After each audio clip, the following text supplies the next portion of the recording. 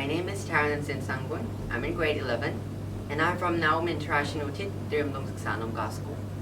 Today, I'm going to tell you a story of the 5 Chinese brothers by Claire Hutch Bishop.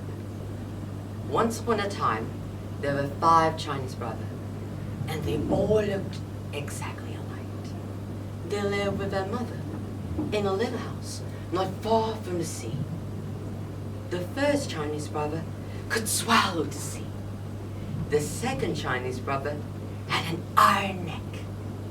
The third Chinese brother could stretch and stretch and stretch his legs. The fourth Chinese brother could not be burned. The fifth Chinese brother could hold his breath indefinitely. Every morning, the first Chinese brother would go fishing, and he would come back to the village with beautiful and rare fish which he had caught, and could sell at the market for a very good price. One day, as he was leaving the marketplace, a little boy stopped him and asked him, "Can I go fishing with you?" "No, it could not be done," said the first Chinese brother. But the little boy begged and begged. "Please, please." And finally, the first Chinese brother consented. "Under one condition," he said, "is that you shall obey me promptly." "Yes, yes," the little boy promised. Early the next morning, the first Chinese brother and the little boy went down to the beach. "Remember," said the first Chinese brother, "you must obey me promptly. When I make a sign for you to come back, you must come once." "Yes, yes," the little boy promised. Then the first Chinese brother swallowed the sea.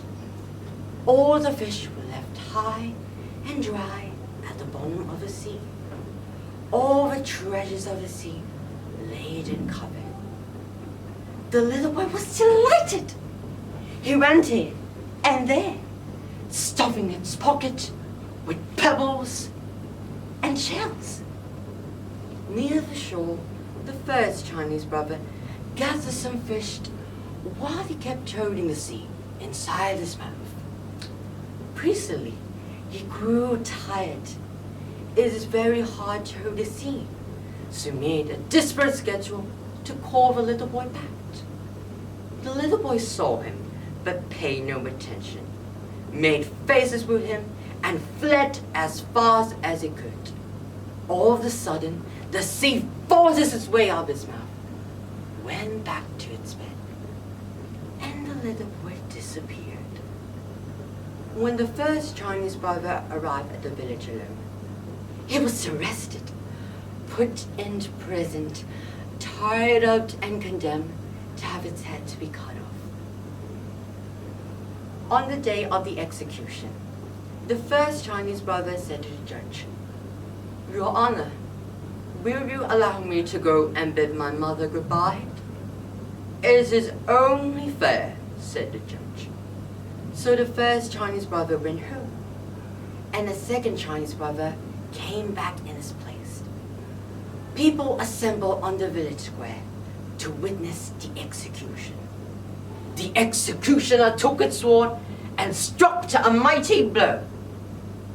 But the second Chinese brother got up and smiled, because he was the one with the iron neck. So they simply could not cut his head off.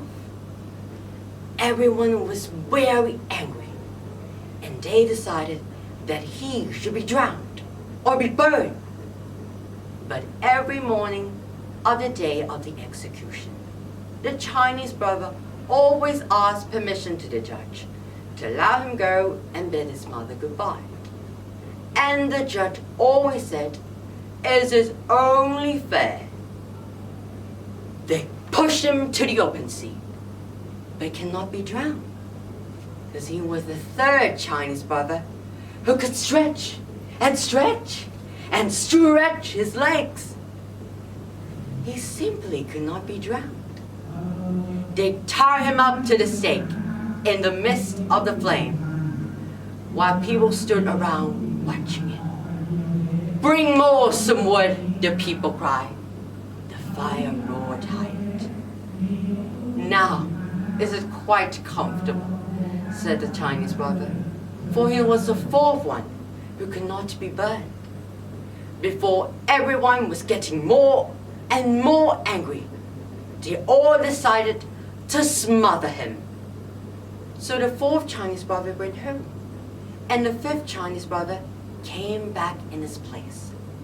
A large brick oven has been built on the village square. The fifth Chinese brother was shoveled into the oven, right in the middle of the whipped cream. The door was shut tight, and everyone sat down and waited. They were not going to be tricked again, so they stayed all night and even after dawn, just to make sure. Then they opened the door and pulled him out, and he shook himself and said, "My, that was a good sleep." Everyone stared at it, open mouthed and round-eyed. But it just stepped forward and said, "We tried to get rid of you in every possible way, but somehow it cannot be done. It must be that you are innocent." "Yes, yes," shouted all the people. So they let him go, and they went home. And the five Chinese brothers and their mother lived together happily for many years. The moral lesson of the story is we should have kept our word as we promised. Otherwise, there are people who will be seriously affected as our bad action. So next time, remember that promises are not to be broken. And this is the stories of the five Chinese brothers by Claire Hutchin Bishop. Thank you.